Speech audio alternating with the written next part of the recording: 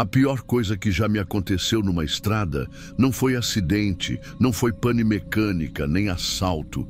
Foi um negócio que nem sei direito como contar. E é justamente por isso que eu nunca falei para ninguém. Só que depois daquela madrugada, eu nunca mais consegui dirigir de noite do mesmo jeito. Ainda mais sozinho. Tava vindo de Luiz Eduardo Magalhães para Barreiras, umas 2:pouca da manhã.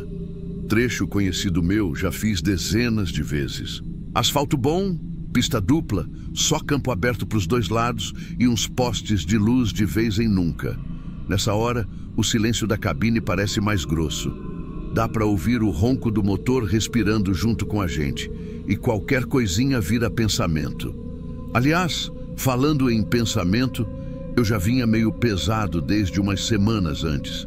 Eu tinha feito esse mesmo trecho numa noite chuvosa, virando perto da divisa ali com o Tocantins. Lembro que estava tudo muito escuro, quase sem luz na pista. E foi quando vi uma mulher parada no acostamento. Estava com um vestido claro, meio molhado pela chuva fina, acenando para quem passasse. Na hora, meu primeiro impulso foi frear, juro. Mas logo depois pensei, pode ser golpe. Tem muita história por aí de gente que para ajudar e some, ou pior. E como eu já estava cansado, com carga sensível, resolvi seguir. Olhei no retrovisor e ela continuava lá, parada, imóvel. Nem correu, nem tentou nada, só ficou. Aquilo me incomodou por uns dias, mas fui deixando para lá. Botei na cabeça que fiz o que era mais seguro. Só que parece que a estrada não deixou isso barato. Na viagem que eu tô contando agora, já era outro dia, outro clima. Céu limpo, lua minguante, um vento cortando o lateral. Eu tava com uma carga leve, só um paletizado que não fazia barulho. A carreta corria bem e o farol jogava aquele cone branco no vazio. Passando os primeiros quilômetros da BR, comecei a sentir uma coisinha. Sabe aquele incômodo que não vira medo ainda? Tipo um peso no canto do olho. Foi quando, numa olhada rápida no retrovisor lateral direito, aquele do lado da lona, eu achei que via alguma coisa se mexer. Não era luz de carro, não tinha farol atrás de mim. A pista estava vazia. Era como se tivesse uma silhueta meio baixa, rente à lona e andando na mesma velocidade que eu. A primeira coisa que pensei, algum reflexo de cerca ou sombra de árvore. Mas ali não tem árvore, só campo. Campo, mato e poste de luz a cada 1000 metros. Olhei de novo para o retrovisor e não vi mais nada. Só a lona balançando com o vento. Segui. Só que aquilo ficou. Sabe quando o canto do olho parece insistir? A visão lateral teima em mostrar o que você não quer? Alguns quilômetros depois, olhei de novo e ela estava lá. Agora dava para ver melhor. Uma mulher andando rente à lateral da carreta. Não corria, não tropeçava. Só andava com passo firme, como se o chão dela tivesse grudado na estrada. E o mais esquisito, só aparecia no retrovisor. Eu virava a cabeça para trás e... nada. Nada. Vazio. Nem barulho de passo, nem sombra projetada. Mas no espelho, ela seguia.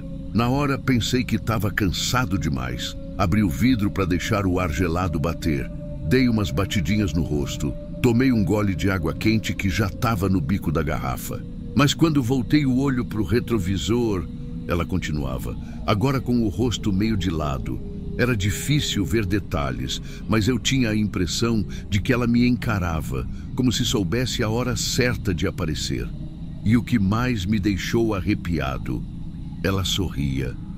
Um sorriso travado, fixo, sem mostrar os dentes. Parecia colado no rosto, como um aviso. A partir dali, eu não olhava mais direto. Fazia só de relance, tentando pegar com o canto do olho para ver se sumia. Mas não sumia. E quando eu cocei a cabeça, ela fez igual. Um segundo depois. A mão dela subiu da mesma forma, só que com atraso. E aquilo me travou. Porque não era só ver alguém, era ser imitado. Era como se tivesse uma cópia minha andando ao lado da carreta. No fundo, eu já sabia, já estava lembrando. A imagem da mulher na beira da estrada, aquela que eu deixei para trás semanas antes, começou a voltar. O jeito como ela acenou, a forma que ela ficou parada, como esperando uma chance. E agora, aquela que aparecia no espelho me olhava do mesmo jeito, com o mesmo corpo ereto, o mesmo braço levantando devagar, palma aberta. Quando ela acenou pelo retrovisor, foi igual, idêntico. O mesmo gesto que a outra fez quando me viu passar direto naquela chuva. A mesma mão, mesma altura, mesmo vestido claro. Só que agora, sem chuva, sem barulho. Só eu, ela e um campo que não acabava nunca. Na hora que eu vi aquele aceno repetido no retrovisor, a perna deu uma falhada no pedal. Não foi desespero. Foi aquela travada que o corpo dá quando a cabeça não sabe mais onde é seguro o olhar. Porque se eu olhasse direto para trás, não ia ver nada. Mas o espelho estava entregando tudo. Eu encostei os cotovelos no volante e tentei respirar fundo, mas até isso ela imitou. Um segundo depois, no reflexo, ela também curvou o corpo, como se tivesse sentido o mesmo cansaço.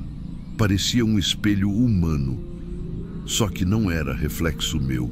Era uma pessoa fora do lugar, fazendo tudo igual como se tivesse decorado meus gestos. Ali, o medo começou a se transformar numa coisa pior. Culpa.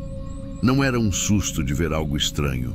Era um incômodo profundo, como se aquilo fosse merecido. Como se tivesse vindo buscar o que eu deixei para trás. Pensei em parar. Sério. Estava num trecho mais aberto, sem curvas. Dava para encostar. Mas aí outra coisa me travou. E se eu parasse e ela sumisse? Ou pior, e se não sumisse? Em vez disso, fui diminuindo a velocidade aos poucos, só para ver se o reflexo desaparecia. O caminhão foi perdendo força, 90, 80, 70 por hora. A mulher continuava lá, do lado, na mesma posição, com aquele sorriso fixo. Quando bateu 60, eu não aguentei. Desviei o olhar para o campo e forcei a cabeça para acreditar que era coisa da minha mente. Quando voltei a olhar, o espelho estava limpo. Nada. A lona balançando sozinha, estrada vazia atrás. Mas aí veio a parte que mais me deixou fraco. No canto do retrovisor, onde aparece um pedacinho da faixa lateral da pista, eu vi um braço se levantar, sozinho, vindo de baixo, devagar e parando no alto. O mesmo gesto de aceno, mas o resto do corpo não apareceu, só o braço parado, como se alguém estivesse ali, colado na lateral da carreta, se levantando aos poucos, me chamando de novo. E era o mesmo gesto, o mesmo movimento da mulher que eu recusei ajudar. Eu podia jurar que ouvia o som do vento mudando quando o braço subia. Uma coisa sutil, como se o ar ao redor da cabine ficasse mais denso, mais espesso. Nem sei explicar. A estrada era a mesma, mas eu não era mais o mesmo. Pensei em acelerar de novo, mas a mente já estava misturada com tudo. Comecei a pensar em coisa que não pensava fazia tempo, no tanto de gente que a gente vê na pista e passa reto. Nas histórias que a gente escuta nos pátios dos postos, de gente sumida, de pedido de ajuda que vira armadilha. E comecei a pensar, e se não fosse armadilha? E se ela só queria mesmo ajuda? E se ela só queria alguém que parasse? Eu não sei o que era aquela figura, nem sei se era mesmo ela. Mas o gesto, aquele aceno, era como um lembrete, um aviso silencioso, me dizendo, você viu e ignorou. Era isso que doía mais, porque a estrada perdoa muita coisa. Mas quando ela resolve cobrar, não grita.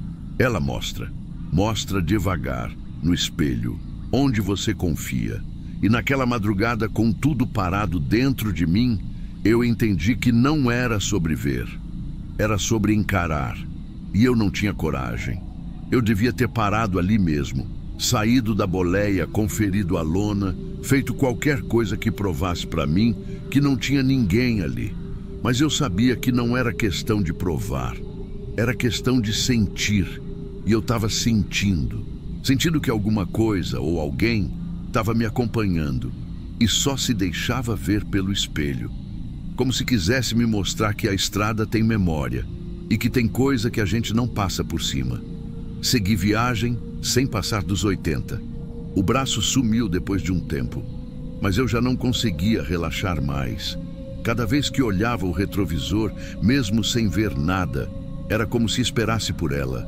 E quando não aparecia, o vazio parecia pior, porque aí era silêncio demais, ausência demais. E você começa a se perguntar, será que está só esperando eu baixar a guarda? Quando finalmente avistei o primeiro posto aberto, com aquela luz branca que parece o céu de um hospital, eu entrei direto. Estacionei perto da bomba, desci, sentei na mureta de concreto e fiquei olhando para o caminhão, como se ele tivesse voltado de algum lugar sem mim. Não sei quanto tempo fiquei ali. Só sei que os braços ainda estavam gelados e a boca seca, mesmo sem calor. Depois de uns minutos, entrei, tomei um café fraco, pedi uma garrafinha de água e fui direto para o banheiro. Não me olhei no espelho. Evitei, de propósito. Porque naquela hora, qualquer reflexo parecia suspeito. Como se o que eu visse ali não fosse mais só meu. Fiquei umas 3 horas parado nesse posto. Deitei um pouco, tentei cochilar, mas o pensamento não deixava. Era o rosto dela. Ou o que eu achei que era o rosto. Acenando sem parar. Aquele gesto mecânico, sem som, sem pressa. E toda vez que eu lembrava do dia da chuva, vinha aquela dúvida engasgada. E se ela só queria ajuda? Depois dessa noite, eu parei de dirigir à noite por um tempo. Meus horários mudaram. Pegava viagem só com luz do dia, mesmo que rendesse menos. Nunca contei isso para ninguém, nem para os parceiros mais antigos, porque não é fácil admitir que teve medo de uma coisa que ninguém viu, que ninguém provaria, que só você carregou no espelho. Hoje em dia, quando passo por algum trecho isolado e vejo alguém pedindo ajuda, eu ainda fico desconfiado. O mundo continua perigoso e a gente sabe, mas eu olho direito, não passo direto sem pensar. E o retrovisor, esse eu encaro só rápido, de relance. Porque tenho a sensação de que um dia, se eu olhar por tempo demais, aquele braço vai voltar a subir. E talvez não acene mais, talvez só aponte.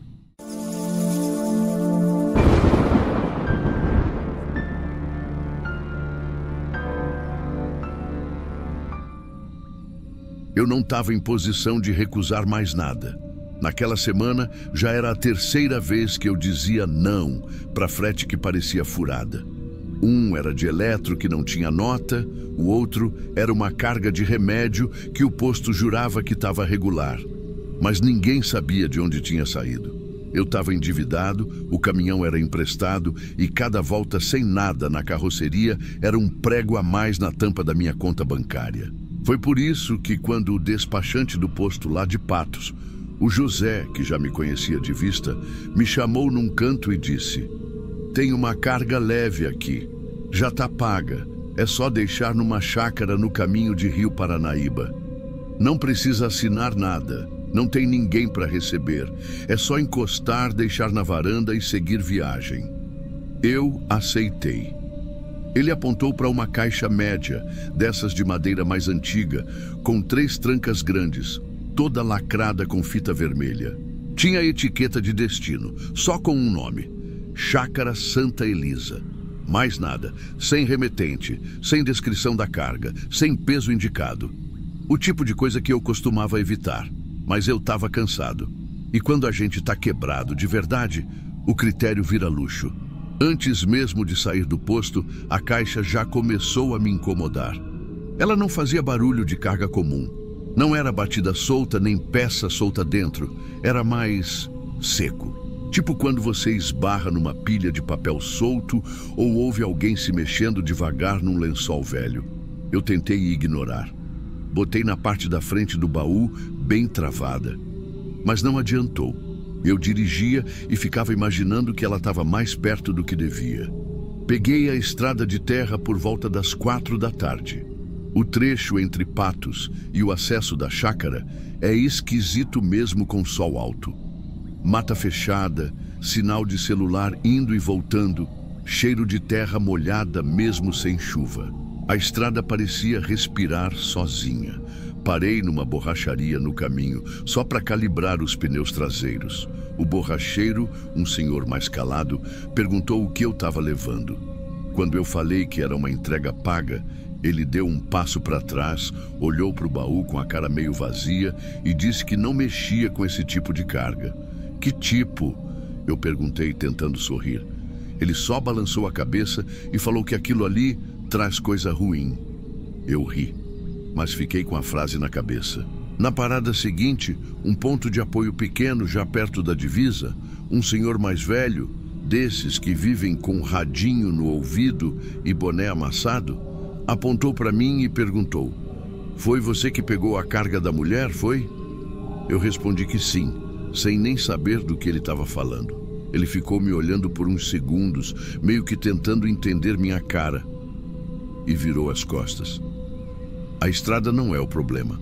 O problema começou quando eu comecei a sentir que aquilo que estava na caixa estava acordado.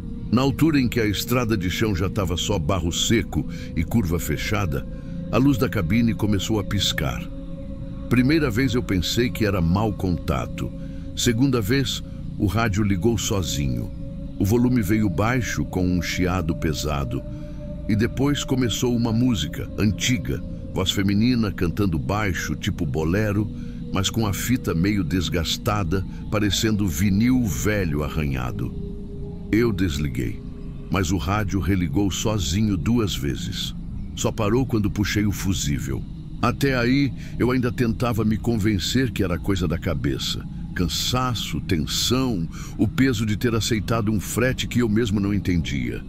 Mas quando fui verificar o baú, a caixa não estava mais onde eu tinha travado.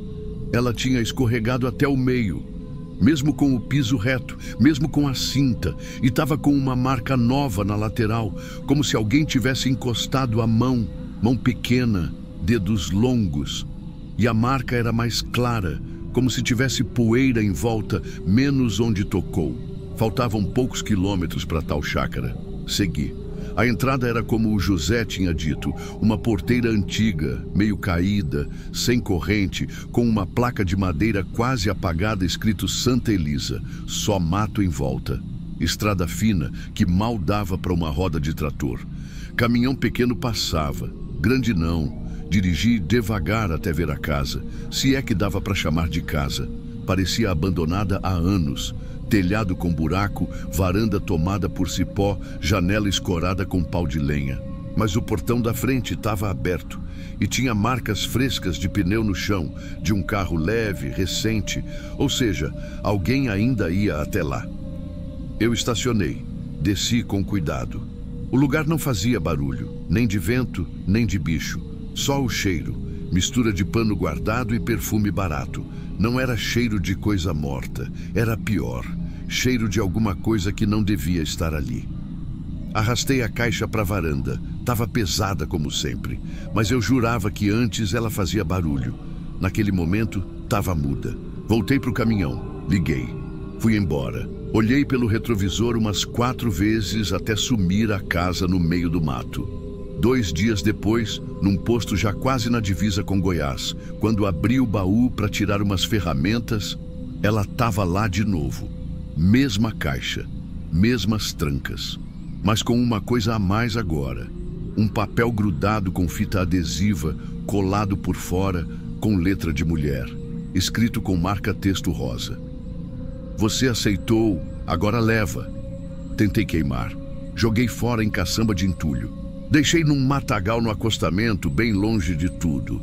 Mas ela sempre volta, e nunca no mesmo lugar. Às vezes aparece no banco do carona, às vezes na parte da frente do baú. Já apareceu até no hotel onde eu dormia, dentro do banheiro, com cheiro de talco vencido. Eu não conto isso esperando que alguém resolva. Eu conto porque eu precisava tirar isso de mim, nem que fosse em palavras. Eu só queria pagar minhas contas. Agora eu não durmo mais.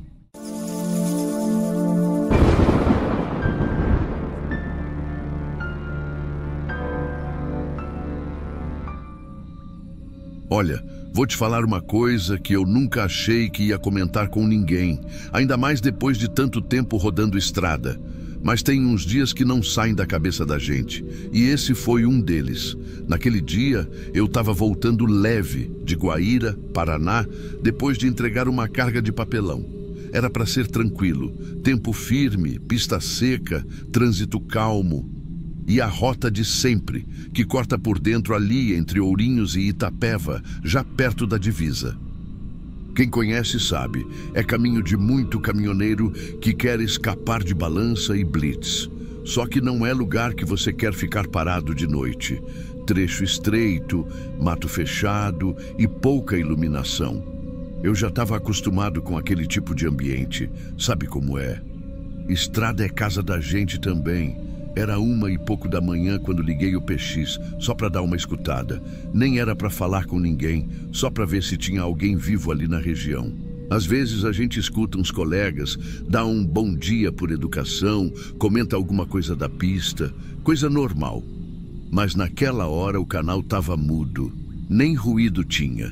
Pensei até que o rádio tinha dado pau. Aí fui girando os canais devagarinho, só ouvindo aquele chiado leve que vai e volta, sabe? No canal 17, que a gente costumava usar mais quando rodava em comboio, entrou uma voz do nada. Não era qualquer voz. Era do Kleber. Do jeito que ele falava mesmo, com aquele sotaque puxado dele, sempre meio debochado. E ele falou exatamente assim, com a risada no fim. Ô Clebinho, se essa carreta sua tombar, tu vai ter que arrumar um trator para puxar ela de volta, hein? Fiquei gelado. Eu lembrava daquela frase. Tinha sido uns 6 dias antes, indo na mesma rota. Eu, o Kleber e o Marcão estávamos no mesmo frete, subindo aquele mesmo trecho ali da Serra da Macaca. A gente vinha se falando no rádio, tirando sarro como sempre. E foi exatamente isso que o Kleber falou na época para mim, quando viu meu pneu meio murcho na traseira. Só que ele morreu 2 dias depois. O caminhão dele tombou ali na curva do KM 287. Carga pesada demais, freio esquentado. Não teve o que fazer. Ele não resistiu no local. Na hora que eu ouvi a voz, parei de respirar. O rádio ficou mudo logo em seguida, como se fosse só aquele trecho gravado, mas foi igualzinho, palavra por palavra, até a entonação, do jeito que ele falava, com a risada curta no fim. Aquela risada dele que era mais assopro do que gargalhada. Fiquei parado um tempo, dirigindo com os olhos no escuro e a mão suando no volante. Me convenci de que devia ser algum caminhoneiro brincando ou interferência. Mas quem é que ia repetir aquela frase exata, daquele jeito? Ainda tentei responder. Apertei o botão do PX e soltei um "Quem tá na escuta aí?", com a voz até firme, fingindo que estava normal. Só chiado. Desliguei, só para me convencer de que não era nada. Mas ali dentro, alguma coisa ficou atravessada. Eu continuei rodando como se nada tivesse acontecido. Mas minha cabeça não desgrudava daquela fala. Era impossível alguém repetir aquilo daquele jeito. Só a gente sabia daquela frase. Era uma piada boba entre nós 3. Eu, o Kleber e o Marcão, que começou numa entrega lá em Três Lagoas, quando o Kleber atolou o caminhão numa entradinha de sítio e o Marcão zoou que só um trator para tirar ele de lá. A partir dali, virou piada interna. Sempre que alguém estava com um problema no caminhão, vinha essa. E só a gente usava assim, com aquela entonação debochada. Não tinha como ser coincidência. Na minha cabeça comecei a buscar explicações. Vai ver, alguém gravou sem querer num comboio anterior. Vai ver, era só eco da minha memória. Só que, quanto mais eu pensava, menos sentido fazia. O canal 17 era limpo. Nem respiração tinha depois da frase. Passaram uns 10, 12 minutos. Eu já estava mais calmo, mas ainda com a sensação ruim. Sabe quando parece que tem alguma coisa atrás de você na boleia? Não era barulho, não era imagem, era só sensação. Aquela pressão no ar, como se o ambiente ficasse mais pesado. Aí eu cometi o erro de religar o rádio. Estava passando pelo mesmo trecho do acidente. Eu sabia porque tinha uma cruz no acostamento, com umas fitinhas amarradas e uma flor de plástico que já estava desbotada. Toda vez que eu passava ali, desde o tombamento, diminuía a marcha sem nem perceber. Aquilo ficou no corpo. Quando o rádio ligou de novo, o chiado veio de leve e, do nada, começou a mesma frase de novo. Igualzinha. Mesma risada no final. Só que logo depois entrou outra. Clebinho, segura essa marcha aí que tu tá forçando o motor, rapaz. Quer ver a turbina voar? Aquela foi do Marcão, também da viagem anterior.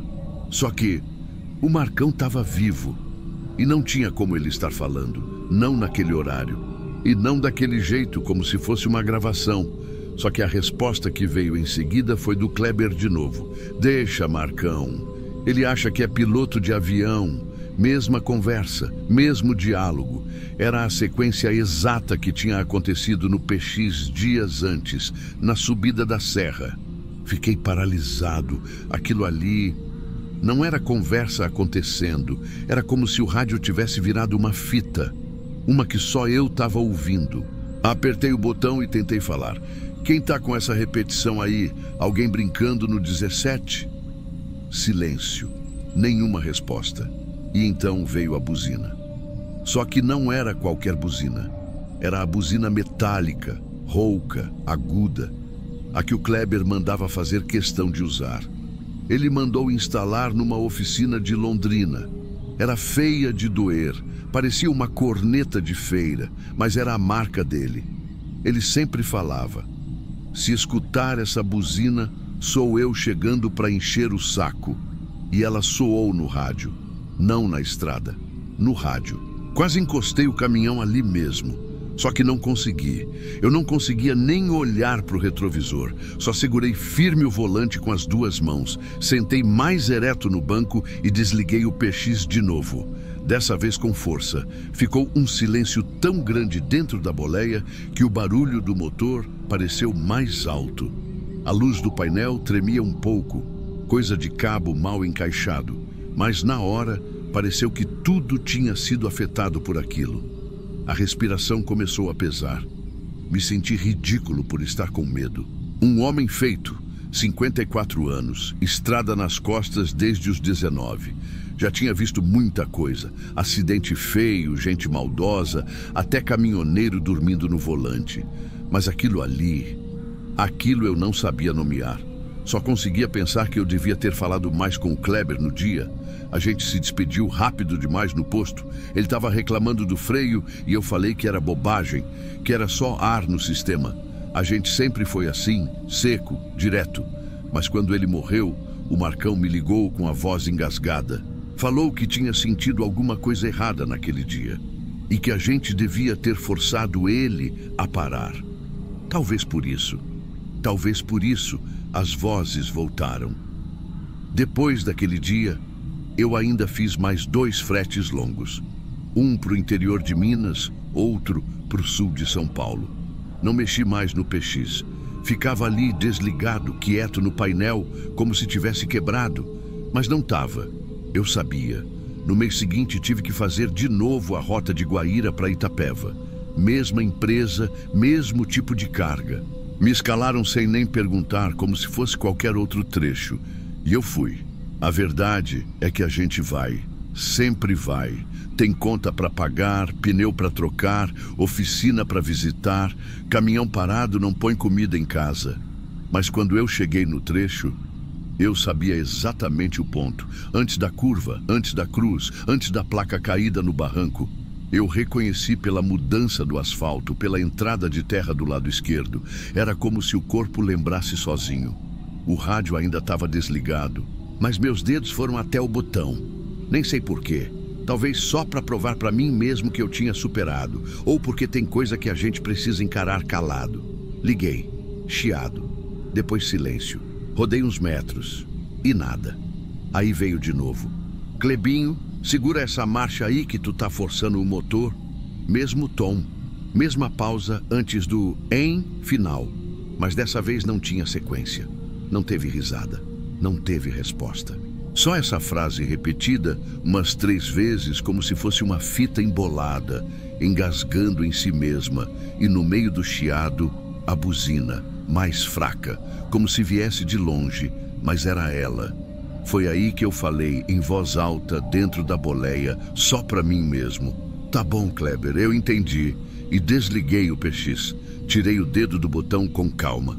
Mudei a marcha. Segui. Desde então, nunca mais liguei o rádio naquele trecho. Nunca mais tentei saber se era alguma gravação, se era algum problema técnico, se alguém estava de sacanagem. Porque no fundo, eu já tinha aceitado. Eu não acho que era ele. Também não acho que era minha cabeça. Só sei que foi e que não precisa mais acontecer. O Marcão, quando soube, só balançou a cabeça. Não perguntou detalhes, nem ficou dizendo que era coisa da estrada. Ele só falou. Talvez ele só quisesse que a gente escutasse uma última vez. E eu deixei por isso mesmo. Hoje em dia, eu rodo mais devagar. Escuto música no pendrive, deixo o PX desligado. E quando passo ali, perto daquela curva, eu baixo o farol e solto o pé da embreagem com mais leveza. Nem é por medo, não. É só respeito. Porque tem mensagem que não é para responder, é só para ouvir.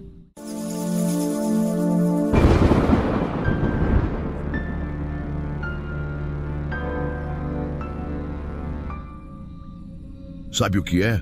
Caminhoneiro de estrada longa, uma hora ou outra vai acabar dando carona, mesmo que não queira, mesmo que tenha medo. Acontece. E eu não sou exceção, não. Já dei carona para colega de pista, para gente de mecânica, para gente com criança no colo. Já levei até frentista que perdeu o ônibus. Agora, teve uma só que me fez arrepender. Não pelo que ele fez, mas pelo que ele podia ser. Isso foi numa madrugada de segunda-feira. Eu tinha passado por Montes Claros no fim da tarde e peguei a BR descendo sentido Bocaiúva.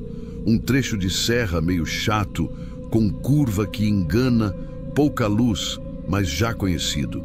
Eu já estava com o sono começando a pesar, mas nada que um café ruim de garrafa plástica não resolvesse. Meu plano era parar num posto logo depois da ladeira do corte, onde tem um restaurante bom e banheiro limpo. Foi nesse pedaço aí que tudo começou. Eu vinha num ritmo constante, segunda faixa da direita, farol baixo, quando vi uma figura parada no acostamento com o braço esticado. De primeira nem pensei em parar. Mas aí vi o uniforme. Farda de policial rodoviário, com colete e tudo. Achei que podia ser algum tipo de abordagem. Encostei. O cara se aproximou pela porta do carona. Não pediu documento, nem mandou eu descer. Só fez um sinal de pode baixar o vidro. Baixei. A voz dele era seca, baixa. Disse que o carro da corporação tinha ficado para trás, com problema na direção e que precisava de uma carona até o posto da frente. Perguntou se eu estava indo até o restaurante da ladeira do IP. Eu confirmei. Ele agradeceu e entrou. O cheiro dele veio primeiro. Não era sujeira, nem suor fresco. Era tipo um colete velho, sabe? Aquele cheiro de pano que ficou guardado muito tempo, misturado com poeira quente e graxa seca. Não era ruim, mas dava um desconforto. Ele entrou sem pressa. Não tirou o boné, não mexeu no cinto, não encostou no vidro. Ficou meio de lado, olhando para frente. A farda dele estava meio amarrotada. Tinha poeira até na manga. Achei estranho, porque policial geralmente está sempre alinhado. Eu tentei puxar assunto, perguntar se precisava avisar alguém do posto, se queria usar o rádio. Ele só fez que não com a cabeça e falou: "Tô em contato, só preciso chegar." Depois disso, silêncio. Os minutos seguintes foram de estrada vazia e pensamento cheio. Eu fiquei com aquele desconforto no peito, não de medo, mas de desencaixe. Como se alguma coisa ali não estivesse batendo. Ele quebrou o silêncio primeiro. "Tá levando o quê?" Respondi que era carga seca, autopeça de Juiz de Fora para Janaúba. Ele não reagiu. Depois de um tempo: "Esse caminhão tem rastreador?" Respondi que sim, claro. Empresa exige. Ele assentiu, como quem só queria confirmar uma informação. Olhou para o painel, depois para frente de novo. Mais uns quilômetros, mais uma pergunta: "Você costuma parar nesse posto da frente?" Eu disse que sim, sempre que passo ali. Ele respondeu um certo, quase sussurrado, e voltou ao silêncio. Eu comecei a ficar incomodado de verdade, quando ele perguntou pela terceira vez, com palavras diferentes: "E a carga é completa? Tudo fechado aí atrás?" Foi aí que eu comecei a olhar ele com outros olhos. Pensei, se é policial mesmo, por que esse interesse todo na carga, no rastreador, nas paradas? Mas eu também pensei, vai ver é protocolo, vai ver ele tá só fazendo o trabalho dele mesmo. Tentei me convencer disso. Só que toda vez que eu desviava os olhos dele, eu sentia como se ele estivesse me olhando. E toda vez que eu olhava direto, ele estava fixo no para-brisa. A estrada estava vazia e eu me peguei querendo chegar logo. Nem era sono mais, nem cansaço. Era vontade de sair daquela situação, por mais besta que fosse. O cara não tinha feito nada, só estava quieto. Mas a cabeça da gente é danada para completar o que não entende, né? Na subida da curva do quilômetro 706, ele mexeu no bolso do colete. Meu reflexo foi automático. Olhei, mas ele só tirou um papel dobrado, olhou rápido e enfiou de volta. Parecia um mapa ou uma anotação. Papel velho. Só que aquilo foi o bastante para eu perceber que ele não carregava nada que identificasse o nome dele. Nem rádio, nem coldre, nem nada desses trem que policial costuma carregar. O colete dele não tinha distintivo à mostra, só um velcro com uma sigla apagada. Eu tentei lembrar se era normal. Não sou especialista nisso, mas já vi muito PRF e PMR na estrada. Aquilo ali não era padrão. Ainda assim, vai que era de outro estado, deslocado, sei lá. Uns 5 minutos antes de chegar no posto, ele soltou outra pergunta. Você costuma carregar gente? Como assim? Carona, gente de fora. Respondi que não. De vez em quando não tem jeito. Mas que a política da empresa era não levar. Ele não respondeu nada, só deu uma risadinha que nem som fazia. Aí perguntou de novo. Você tá sozinho mesmo? Foi ali que me deu aquele gelo. Falei que sim e continuei dirigindo como se nada. Mas meu pé já estava pesado no acelerador. Queria encostar logo. Àquela altura, eu já tinha desistido de puxar papo. Queria descer ele do caminhão e pronto. A luz do posto apareceu depois de uma curva fechada. Uma luz branca, meio fosca, mas para mim parecia um farol de salvação. Ele viu também. Pode parar ali, só vou usar o banheiro. Assenti com a cabeça. Encostei devagar, desliguei o farol, liguei a lanterna de teto. Ele desceu sem se despedir, nem olhar para trás. Fiquei observando pelo retrovisor lateral. Ele passou na frente do caminhão e seguiu rumo à entrada do restaurante. Sumiu. Eu deixei o motor ligado, desci só para esticar as pernas. Entrei no restaurante, pedi um café e fiquei esperando ele voltar. 10 minutos, 15, 20. Resolvi perguntar para a moça do caixa se o policial que chegou mais cedo estava lá dentro. Ela franziu a testa e respondeu. Que policial? O que veio comigo, de farda. Ela disse que não viu ninguém de farda entrar naquela noite. Fui até o frentista. Perguntei se viu o homem descer. Ele pensou um pouco, depois disse: tinha alguém contigo no caminhão, né? Eu vi vocês encostando, mas agora que você falou, não lembro se ele estava de uniforme, não. Aquela resposta me derrubou o estômago. Voltei para o caminhão devagar. Olhei o banco do carona. A porta estava fechada, a maçaneta limpa, sem marca de mão. Olhei para o chão da cabine e aí que me dei conta. Não tinha poeira no tapete. Nada. Nem o banco parecia ter sido afundado. Como se ninguém tivesse sentado ali. Mas eu sabia que tinha, sabia.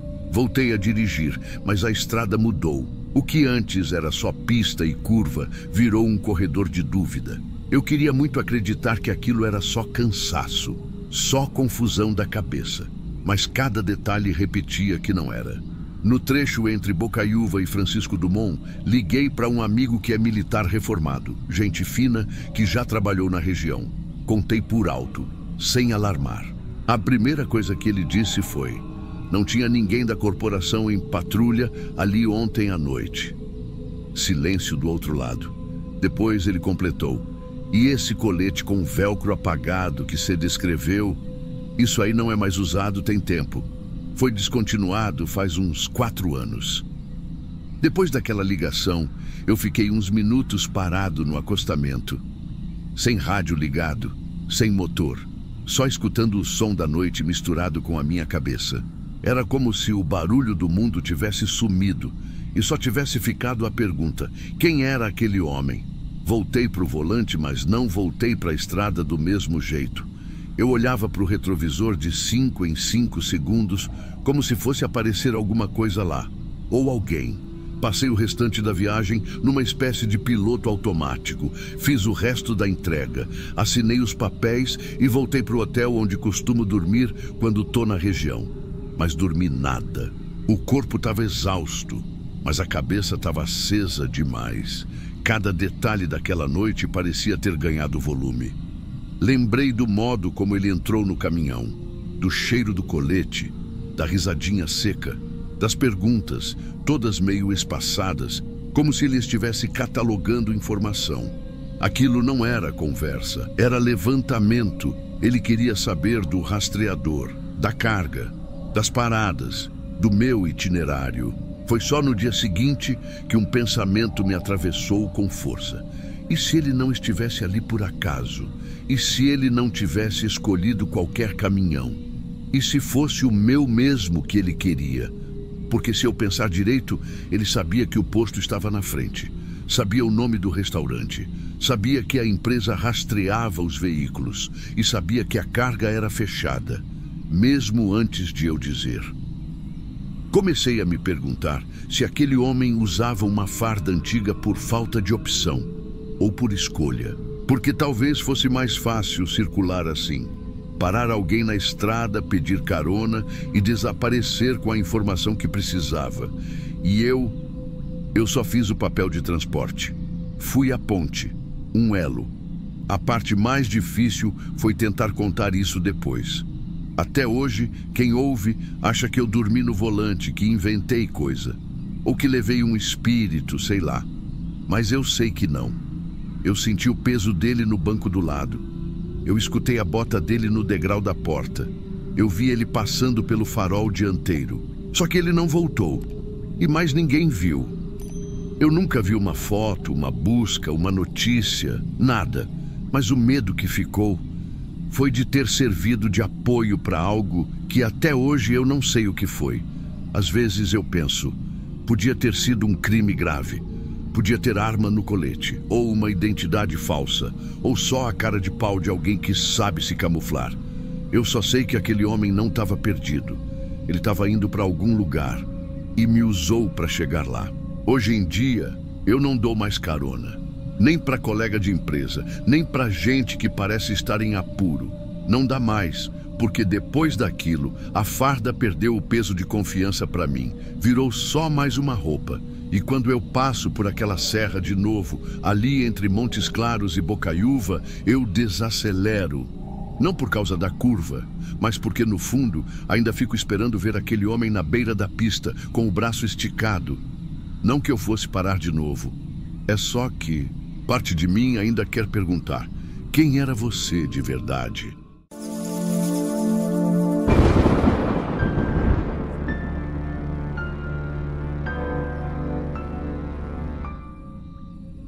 E se me perguntar hoje o que tinha naquela carga, eu vou te dizer a mesma coisa que disse para o delegado. Não sei. Só sei que foi o frete mais errado que eu aceitei na vida. Eu nunca fui de negar trabalho, não. Quem roda a estrada sozinho, com caminhão próprio, sabe que às vezes a gente fecha uns fretes sem muito tempo para pensar. O erro foi ter aceitado esse aí sem saber quem estava do outro lado. Foi uma sexta à tarde, começo de mês. Eu tinha acabado de descarregar em São Carlos, ia voltar vazio mesmo. Aí, um conhecido me chama no celular, um tal de Ademir, que já tinha me indicado trampo uma vez em 2021. Me passa um número e fala assim: esse cara precisa de uma entrega para ontem, é leve, paga bem, Mas não tem nota não. Se te interessar, fala direto com ele. Eu estava cansado, mas a proposta me pegou no ponto fraco. 4.000 adiantado, só para levar uma carga fechada e sem risco até uma fazenda ali perto de Cristalina, Goiás. Disse que era coisa de confiança, de família, que o pessoal estava apurado. O homem que me atendeu quando liguei falou baixo, calmo demais, um tal de Marcos. Explicou rapidinho onde pegar, como deixar e só pediu uma coisa, que eu não abrisse o compartimento do baú e não parasse em balança. É carga selada, Rubens. Só confere se chegou direito, entrega e pronto. Aceitei. Não sei te dizer por quê. O dinheiro caiu em 20 minutos. Quando cheguei no galpão perto de Ribeirão, o caminhão foi carregado rápido por 2 rapazes de boné e máscara, sem conversa, sem perguntas. A caixa que puseram no fundo do baú era pequena, leve. Nem parecia que eu estava carregando nada. Só que assim que saí de Ribeirão, pegando sentido Triângulo Mineiro, comecei a notar o carro preto. Primeiro vi no retrovisor ali, depois de Uberaba, um sedã comum, vidros escuros. Parecia só outro carro, até porque o trânsito estava vazio. Fim de tarde, começo de noite. Mas no posto seguinte, em Frutal, parei para abastecer e ele parou também. Ninguém desceu, não dei bola. Segui, mas na entrada de Iturama me fechou. Não foi forte, não me bateu, mas entrou na frente e freou seco. Tive que jogar o caminhão para o acostamento. Quando olhei de novo, ele já tinha ido. Aí o medo bateu. Fui lembrando da fala daquele Marcos. A pressa, a falta de nota, o dinheiro fácil demais. Comecei a pensar em tudo que podia dar errado. Passei direto pelo posto que eu sempre paro em Campina Verde. Já não confiava mais em lugar nenhum. Mas em Santa Vitória, o sono apertou. A cabeça já estava pesada de tanto rodar e pensar. Parei num posto pequeno, escondido, daqueles com banheiro no fundo e só um frentista no balcão. Pedi um café, fui até o banheiro, lavei o rosto. Na volta, o caminhão estava com a porta lateral do baú meio entreaberta. Juro por tudo, eu tinha trancado. Ninguém mexeu em mais nada, nada quebrado, nada revirado. Mas aquela sensação de que alguém estava olhando para ver se eu ia notar, aquilo ficou no ar. Fechei de novo, travei. Entrei e foi ali que eu tentei ligar para o tal Marcos. Ele atendeu. Eu falei sem rodeio. Olha, estão mexendo no caminhão. Se for para eu me ferrar, eu largo essa carga aqui mesmo. Não sou burro. Ele ficou em silêncio uns segundos. A voz veio diferente. Agora não tem mais como voltar, Rubens. A ligação caiu. E aí eu soube que tinha me metido num buraco. Depois daquilo, nem dormi mais. A estrada parecia cada vez mais vazia, mais comprida, mais errada. A sensação era de que alguém estava um passo atrás de mim o tempo todo. E o pior é que ninguém me seguia mais. Isso me deixou mais nervoso ainda. Tentei cortar caminho pela Serra de Coromandel. Ruim de sinal, asfalto gasto, curva fechada. Mas era o único jeito de ganhar umas 2 horas. Qualquer coisa para terminar logo aquilo. O trecho todo parecia abafado, como se a estrada inteira tivesse me esperando. Quando cheguei ali em Catalão já era sábado de manhã. Olheira no queixo, cabeça latejando. Entrei num mercadinho para comprar um energético. E foi nesse intervalo que passou por mim, devagarzinho, o mesmo sedã preto, só que agora com o vidro aberto. Tinha uma pessoa no banco de trás. Só isso. Nenhuma palavra, nenhum gesto. O carro virou a rua e sumiu como se nada tivesse acontecido. Foi quando eu entendi que a entrega precisava ser feita. Não por causa do dinheiro, mas por medo mesmo. Medo de estar no meio de algo que eu não fazia ideia. Cheguei no endereço do papel umas 3 horas depois.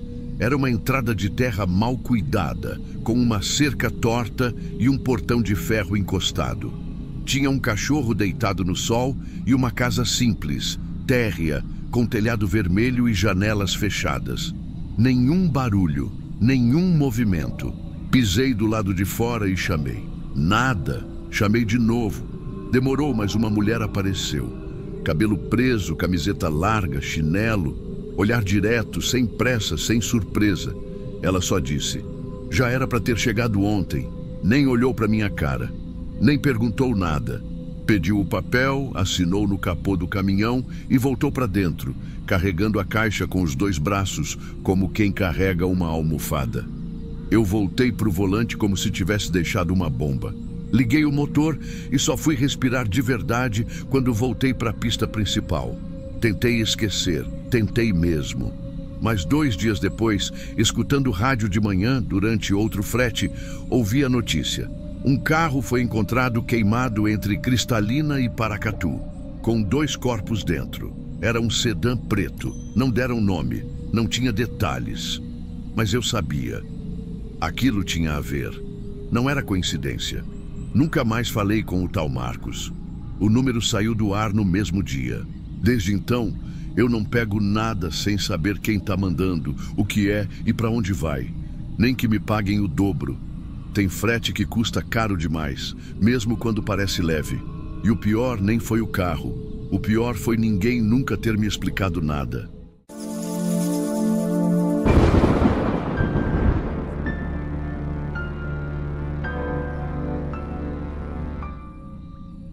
Você sabe que a gente vai pegando frete de tudo quanto é, tipo, quando precisa fechar o mês, né?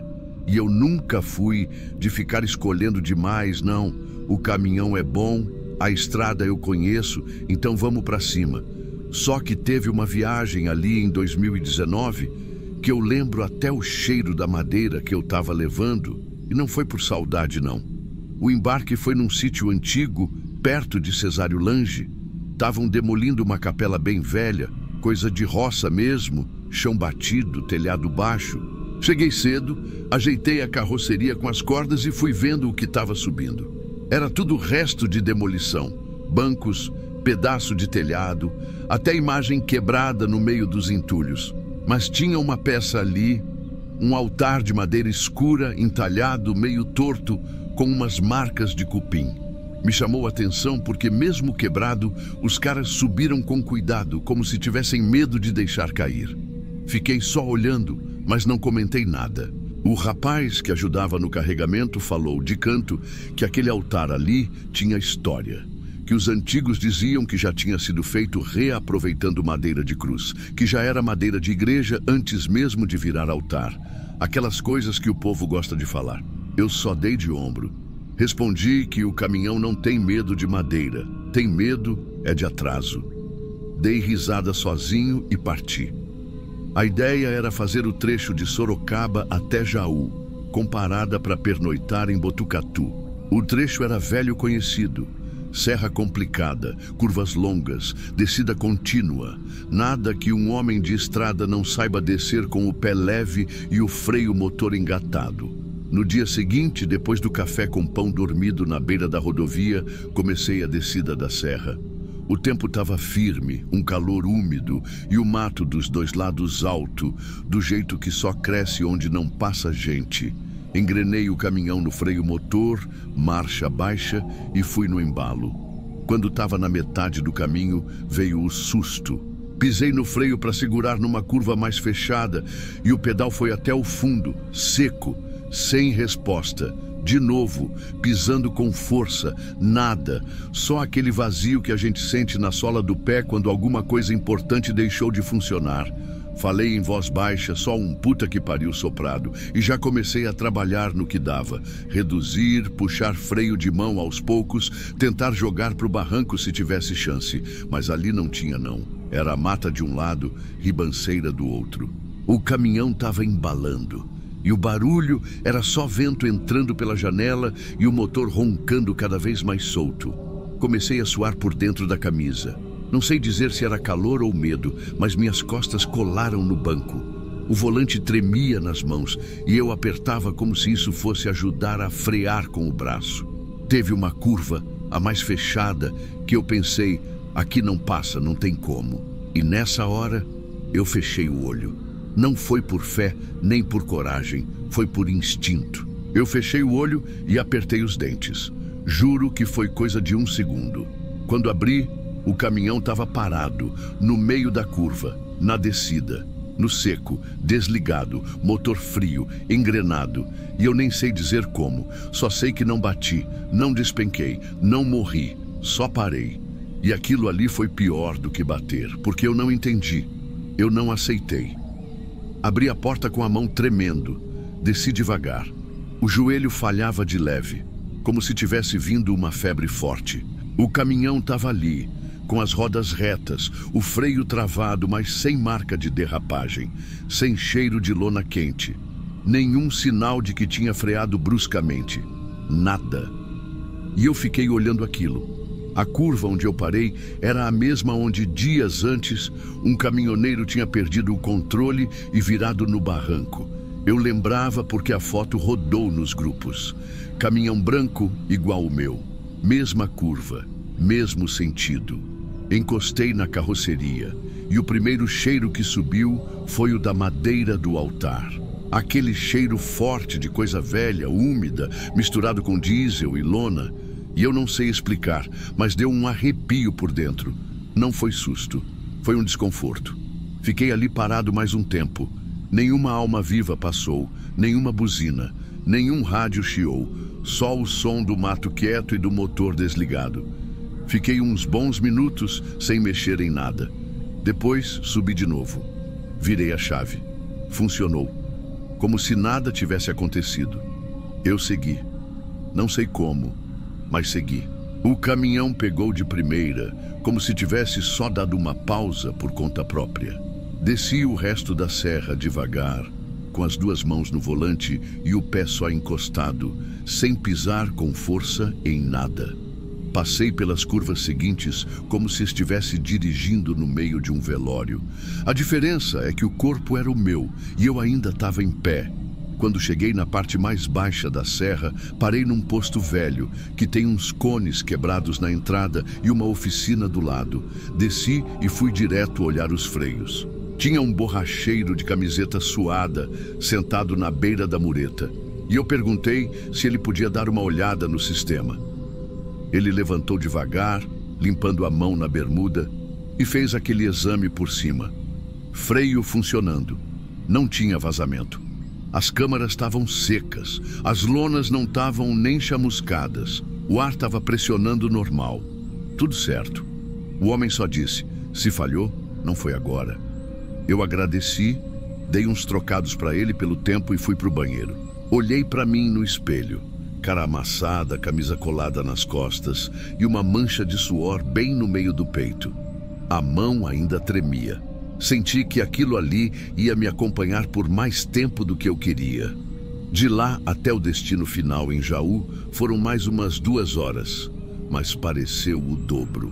Cada carro que passava por mim, eu enxergava pelo retrovisor até sumir.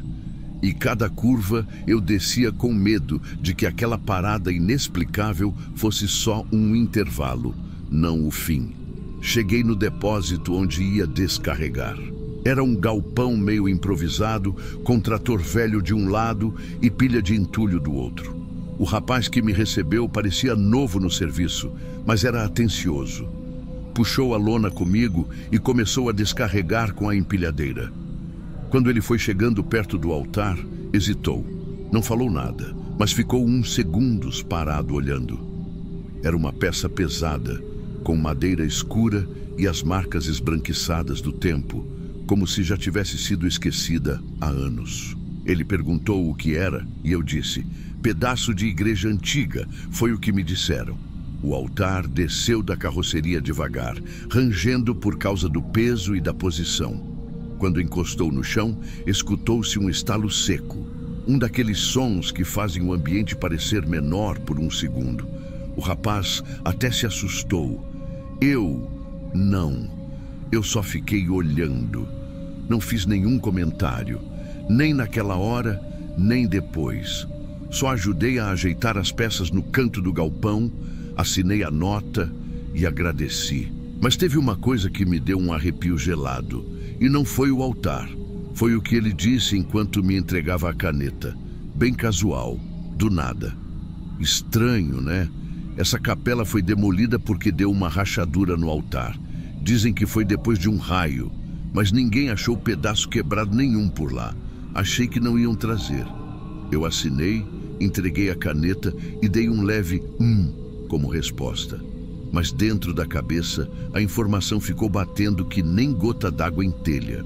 Saí do galpão com o motor ligado, janelas abertas. Tava um calor abafado, sem vento, céu limpo. E mesmo assim, o cheiro da madeira ficou preso na cabine até muito depois. Parecia que o altar ainda estava comigo.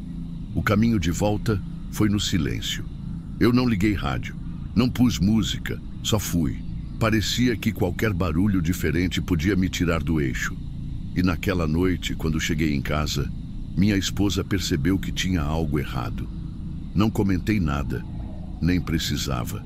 Só disse que o frete foi cansativo, que eu estava com dor de cabeça e fui dormir.